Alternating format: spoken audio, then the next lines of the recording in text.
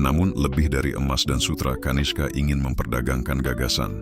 Ia mengundang para pemikir dan agamawan dari segala penjuru. Tak ada satupun agama yang dilarang di dalam kekaisarannya. Dewa Zoroaster Ahura Mazda berdiri sejajar dengan Buddha dan dewa-dewa Hindu di ukiran-ukiran istana. Bahkan dewa-dewa Yunani seperti Helios dan Hephaistos pun muncul di koin-koin emas kekaisaran. Seolah Kanishka berkata pada dunia, segala jalan menuju yang esa, semua suara menuju kebenaran. Bab X, pertemuan dengan sang biksu. Suatu hari di musim semi yang sejuk, seorang biksu tua dari Kashmir tiba di ibu kota dengan membawa kitab suci dan sebatang tongkat kayu. Namanya adalah Ashvaghosha, seorang penyair, filsuf, dan pemikir Buddhis Mahayana yang terkenal. Kanishka menyambutnya di taman istana. Dalam bayang-bayang pohon bodhi yang ditanam sendiri oleh sang raja, mereka berdialog. Apa tugas tertinggi seorang raja? Tanya Kanishka. Ashvaghosha menjawab lembut, bukan menaklukkan negeri, tetapi menaklukkan keserakahan dalam diri sendiri.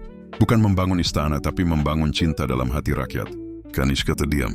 Ia paham inilah saatnya mewujudkan impiannya yang sejati. Dari dialog itulah Dewan Agung Buddhis keempat digagas.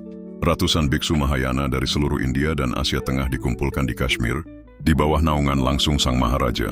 Mereka menyusun ajaran-ajaran yang kelak menjadi fondasi agama Buddha di Tiongkok, Tibet, Mongolia, dan Jepang.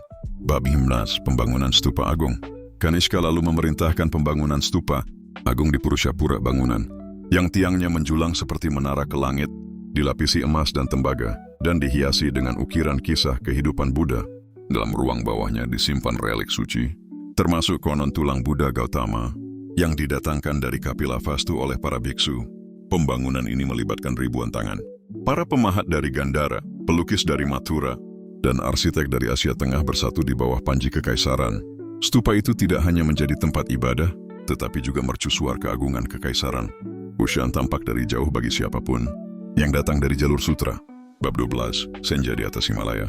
Di usia senja, Kanishka sering mengasingkan diri di kaki pegunungan Himalaya, di sebuah vihara kecil yang ia bangun untuk dirinya dan para biksu.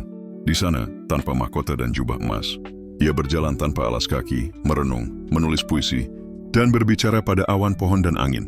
Ia pernah berkata pada Ashvaghosha, "Aku telah membangun kekaisaran di bumi, tapi biarlah aku wafat sebagai pengabdi surga." Ia tidak mencari kemasyhuran, hanya kebermaknaan.